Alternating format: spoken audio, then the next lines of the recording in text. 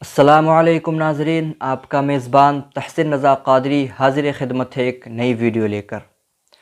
اور آج کا یہ ویڈیو خاص کر ان لوگوں کے لیے ہے جو اذان کے وقت باتیں کرتے ہیں۔ اذان کے وقت باتوں میں مشغول رہنا ایک عام بات ہو گئی ہے۔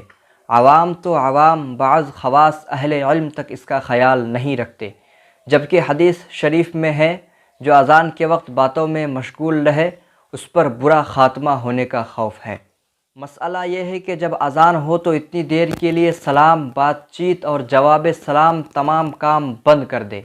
یہاں تک کہ قرآن مجید کی تلاوت میں اگر اذان کی آواز آئے تو تلاوت روک دے اور اذان غور سے سنے اور جواب دے۔ راستہ چلنے میں اذان کی آواز آ جائے تو اتنی دیر کھڑے ہو جائے، سنے اور جواب دے۔ اگر چند اذانیں سنے تو صرف پہلی کا جواب دینا سنت ہے اور سب کا جواب دینا بہتر ہے۔